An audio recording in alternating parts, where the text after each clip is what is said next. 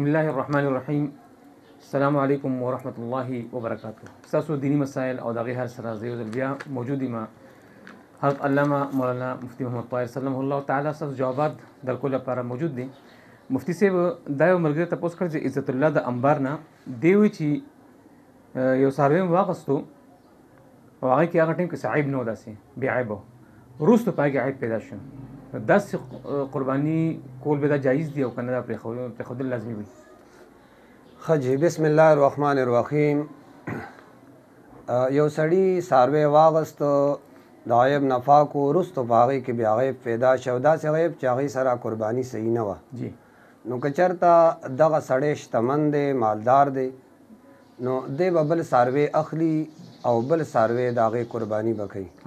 او که چېرته کې دا سړی شتمن نه دی، غریب دی، نو بیا دغه چې کوم ساروي کې عیب راوتی دی دغه عیب د دې قرباني دی وکړي، بس دا د دپاره کافي دی. جی دا بل تپوس دی عبدالعزیز د شاه منصور نه دی وایي چې یو قرباني واغسته شوه، یو کس قرباني واغسته او بیا خرڅه کړه، داسې کول دا جایز دی؟ د قربانۍ ساروی جي چې قربانۍ دپاره واغسته نو هغه خرڅول نه دي پکار.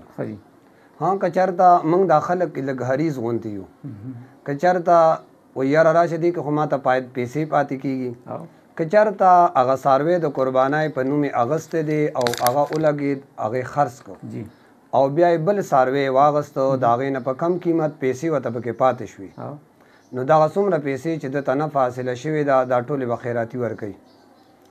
دا به د ځان دپاره نشي استعمالولی، دا ټولې به خیراتي ورکوي. د کالان سید غني بچایو تپوس کوي چې هغه یو کس قرباني واغسته خو هغه ته وروسته معلومه شو چې دا غلا دی، نو دې وخت کې په دې باندې قرباني کول څنګه دي؟ قربانۍ له ساروی اغستی او بیا وروسته ورته پته ولګېده چې یاره دا خو د غلا نو د هغه ساروي قرباني جایز نه ده. دا سړی به دویم ساروی اخلي، د هغې قرباني به کوي. ها که چېرته ذبح کړې وه او د ذبحې نه وروستو هغه اصلي مالک پته ولګېد، هغه اصلي مالک ولې اجازت ورکړو، نو بیا د هغې خوراک دی له جایز دی، ګنې هسې نه. دا محمد احمد د صوابۍ نه تپوس کوي چې یو څاروی دی د هغه څلور خپو کې درې خپې سمې دي، یو ګوډه ده، آیا په دې باندې قرباني کول څنګه جایز دي؟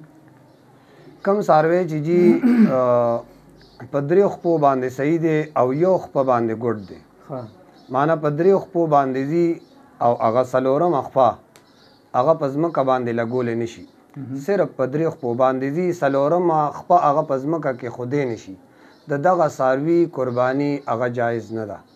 ها څلورمه خپه هغه کېښوده په ځمکه باندې، لیکن څلورمې خپې سره تلی نشي، نو په داسې څاروي باندې هم قرباني جایز نه ده.